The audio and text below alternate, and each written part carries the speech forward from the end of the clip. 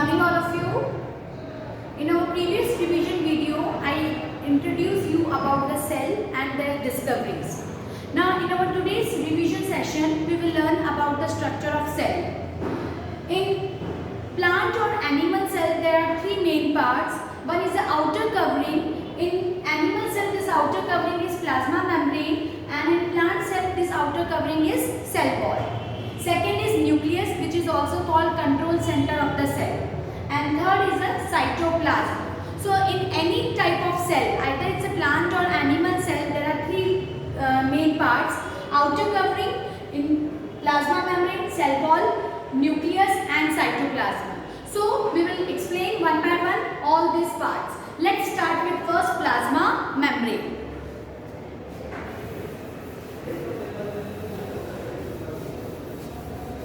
This plasma membrane or cell membrane is also called selectively permeable membrane. This plasma membrane is also called selectively permeable membrane. So there is a first reasoning question, why plasma membrane is also called selectively permeable membrane. The reason is, imagine this is a cell and this is the outer layer plasma membrane. So this membrane only is going to select that which foreign material is going to enter inside the cell and exit out from the cell. Okay? This plasma membrane only going to select that which foreign material entering inside the cell and exit out from the cell. That's why it is called selectively permeable membrane. A very important reasoning question for exam purpose. Fine. Now the next thing is, what are the role of this plasma membrane? In different organism, different role. Like in unicellular amoeba, what is the role of plasma membrane in amoeba? This helps to engulf food. In amoeba, this plasma membrane helps to engulf food. This is a amoeba, and this is amoeba's cell membrane or plasma membrane. This plasma membrane helps to engulf food. How is going to help to engulf food? First, it forms pseudopodia. When the food particles comes closer, it forms a pseudopodia, make a vacuole, and then this way the food entered inside the amoeba's body. This phenomena is known as endocytosis. Endocytosis. So you can say that in amoeba, this plasma membrane helps in engulf of food, which is called endocytosis. This is the first role of plasma membrane in amoeba. Same way, this also help in exchange of gases, diffusion.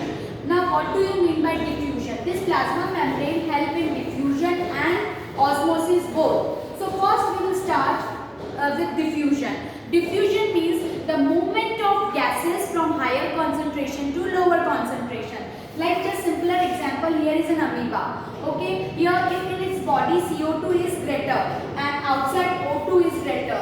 So if the gases move from higher concentration to lower concentration. So this carbon dioxide will comes out, it moves from higher to lower concentration. Outside in environment, O2 is much in amount. So it moves from outside to inside. So this way they exchange their gas. CO2 will come out and O2 will enter inside. So we can say this also help in diffusion. This also help in diffusion. Here we are explaining in the reference of plasma membrane. So we can say that through the plasma membrane this diffusion takes place. But diffusion doesn't require any type of plasma membrane. In the chemistry purpose, also diffusion occurs. Like when the incense stick we burn in a one room, the smell is spread in whole house. This is also a diffusion. But the movement of gases from higher concentration to lower concentration is known as diffusion. Another point, this diffusion doesn't require plasma membrane. Clear? But here we are explaining in the reference of cell. So here you can see through the plasma membrane only the gas is going to be exchanged. So this is the first role, second role of this plasma membrane. Another role which is very important is osmosis. So the next topic, osmosis. Next topic, osmosis. What do you mean by osmosis? The movement of water from higher concentration to lower concentration through selectively permeable membrane or plasma membrane is known as osmosis. have to write through plasma membrane or through selectively permeable membrane. If you will not write this, your answer will total incorrect. What is the definition of osmosis? The movement of water from higher concentration to lower concentration through semi-permeable membrane is known as osmosis. Now here we will see how this osmosis takes place in three type of solution. So I will explain here osmosis in different type of solution, and we will observe what are the changes will occur. Let's start. There are three type of solution. First is hypotonic solution. First is hypotonic solution. In hypotonic solution, how is this solution? Just imagine this is a beaker in which I kept water. This is a cell. Okay, this is a cell. If the water concentration is higher outside and lower inside the cell, this type of solution is known as hypotonic solution. So what happened here? As I told you, what is osmosis? The movement of water from higher concentration to lower concentration. Here outside the water concentration is higher. So this move inside the cell. The water move inside the cell.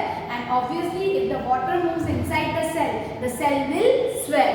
The cell will swell.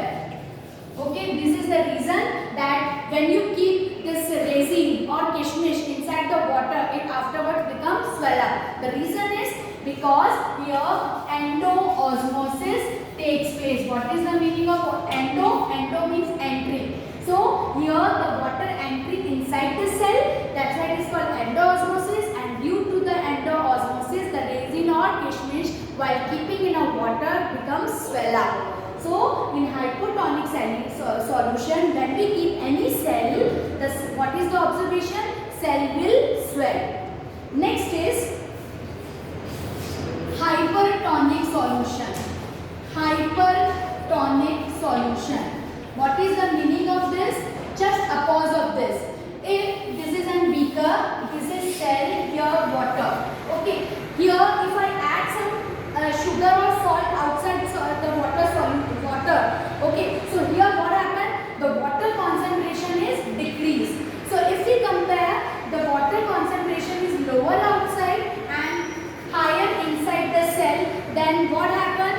The water moved from higher concentration to lower concentration. So the cell will lose the water, and what happened? The cell will shrink. The cell will shrink. So here in hypertonic solution, which exoosmosis takes place. Exoosmosis takes place. Exo means exit.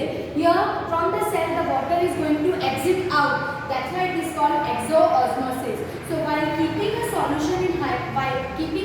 in hypertonic solution, the cell will lose water due to exoosmosis, and what is our observation? Cell will shrink. Fine. Now the last solution is isotonic solution.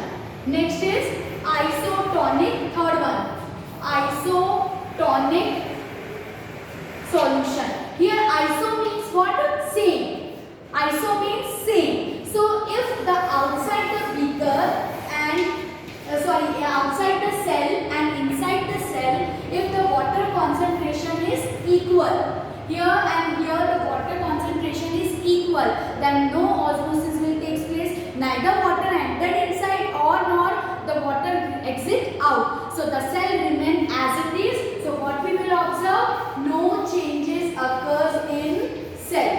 No changes occurs in cell. So here we learn the osmosis in three type of solution: hypotonic solution, hypertonic solution, and isotonic solution. In hypotonic solution, if the water concentration is higher outside the cell and lower inside the cell, water entered inside the cell due to osmosis. And what osmosis is? That water moves from higher concentration to lower concentration through semi-permeable or selectively permeable membrane is known as osmosis. So the water moves inside, and here endoosmosis takes place. Due to that, the cell will swell up. But here in hypertonic solution, the water concentration is lower outside and higher inside. So the water will lose out from the cell, and exoosmosis takes place. Due to exoosmosis, the cell will shrink. And the third type of solution, the water concentration outside and inside the cell is same. So osmosis will not take place and the cell will remain as it is. So no changes will observe. So here I explain the role of plasma membrane. What we discussed first, we have discussed why plasma membrane is also called selectively permeable membrane. Then I explained the plasma membrane role in amoeba. In amoeba, this plasma membrane helps to engulf food, which is called endocytosis. Meanwhile, it also helps in diffusion. So through the diffusion, amoeba can exchange gases. Then we have discussed about the diffusion definition, and then we have discussed about the osmosis, about hypotonic, hypertonic and isotonic solution, and we see the observation of the cell, what the changes we can observe in it. So plasma membrane is over. Now the next outer covering is cell wall. Plasma membrane is the outer covering of animal cell, but in plant cell the outer covering is cell wall. So let's discuss about second structure. Main part is cell wall.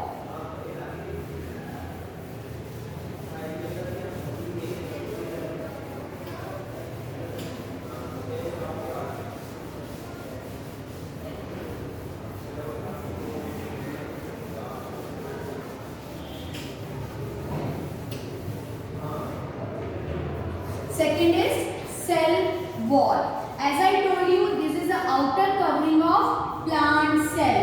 It is the outer covering of plant cell. In plant cell, this is made up from a complex sugar cellulose.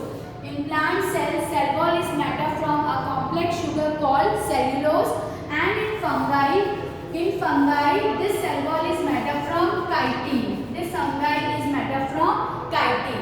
So the cell wall is the outer covering of plant cell wall absent in animal cell. Now what is the role of cell wall? Obviously if it is the outer covering of plant cell, okay, this is a plasma membrane and this is the outer covering of plant cell. So what it gives? Rigidity.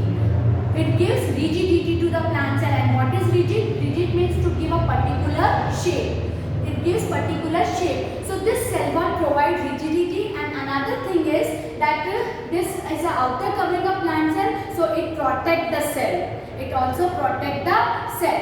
So in fungi and bacteria, what happens in that case? If you keep this in a hypotonic solution, if you keep this plant cell in a hypotonic solution, and you know in hypotonic solution the cell will swell.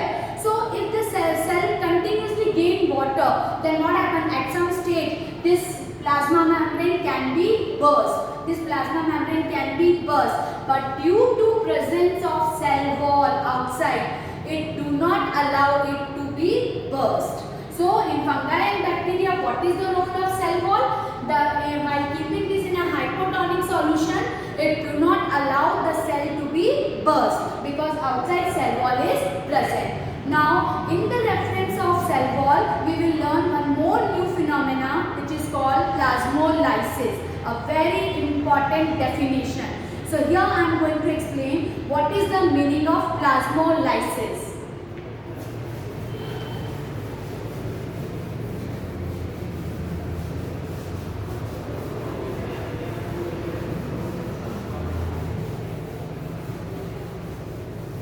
What's the phenomena? Plasmolysis. What is the meaning of plasmolysis? If you keep a cell wall, plant cell wall in hypertonic solution. This is a plant cell. That's why this is a cell wall and this is a plasma membrane. And in which I kept this? In hypertonic solution. In hypertonic solution. And as you know, what is the meaning of hypertonic solution? The water concentration is higher inside the cell and lower outside the cell. So osmosis will take place. It will lose water. So water move from cell to outside. So cell will shrink. Cell will shrink. But in plant cell you will see the cell wall will remain as it is outside and the shrinkage will be from the plasma membrane. Because in definition what you use this term, that the water move from higher concentration to lower concentration through semi-permeable membrane. So only this takes place through semi-permeable membrane.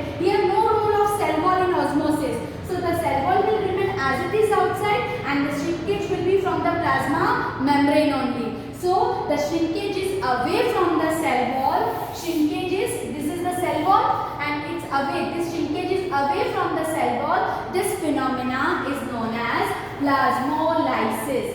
This phenomena is known as plasmolysis. I am repeating, what is the meaning of plasmolysis? If we give plant cell in a hypertonic solution, the cell will lose water, but lose water and the cell will shrink from plasma membrane, and this shrinkage is away from the cell wall. This phenomena is known as plasmolysis, a very important definition. So here, which type of definition can ask? First, osmosis, diffusion, and third is plasmolysis. So these are some important definitions. So I explained in the structure of cell, first part, plasma membrane and cell wall. What was our second main part? Nucleus. Cell structure, second main part, nucleus. So let's start the nucleus structure.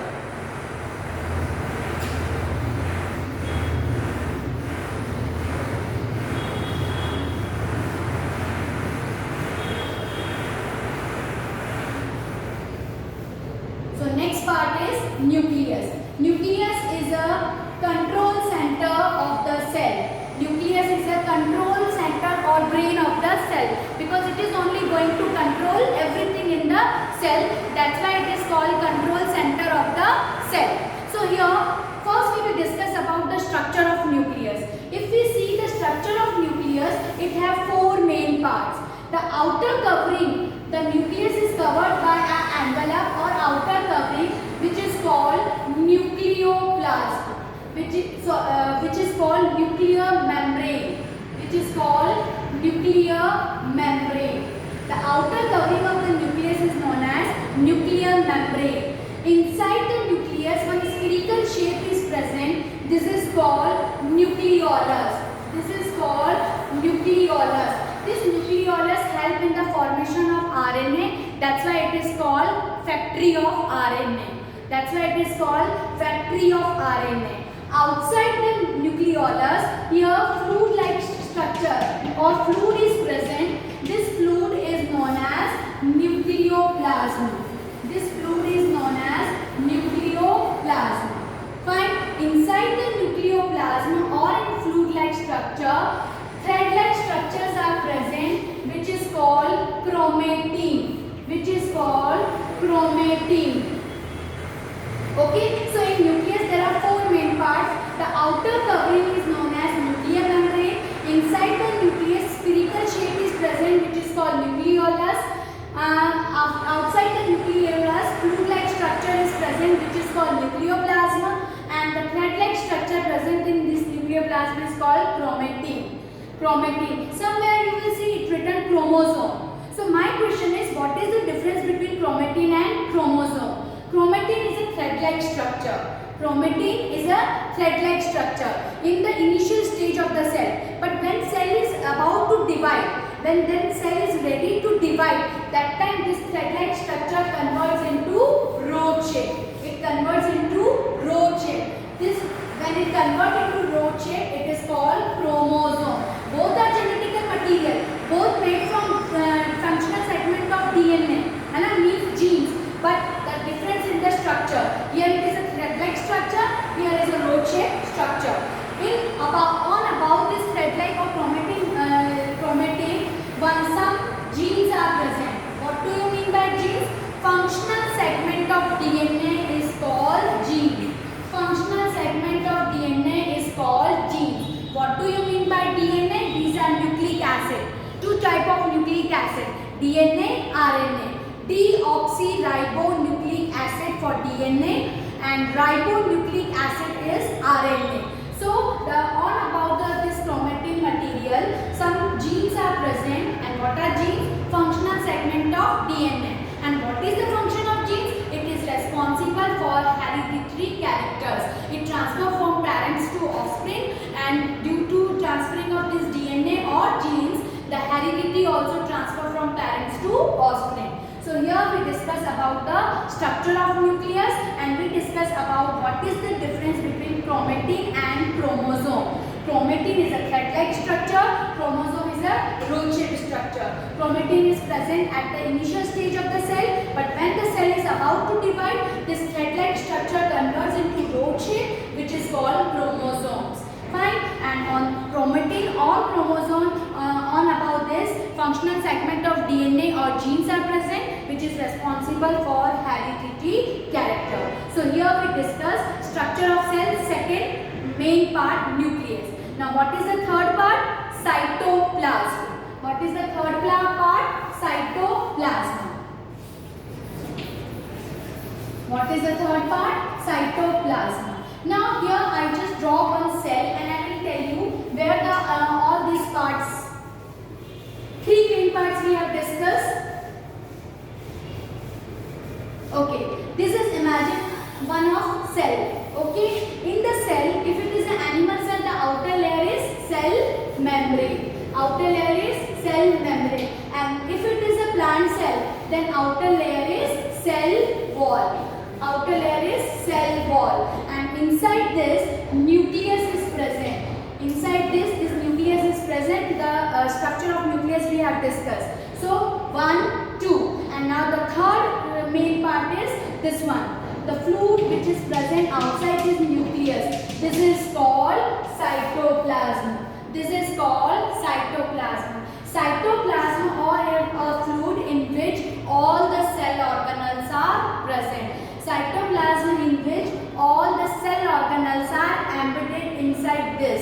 So in cytoplasm we will study about all the cell organelles. How many cell organelles? Endoplasmic reticulum, Golgi body, plastid if it is plant, then plastid, mitochondria, ribosomes,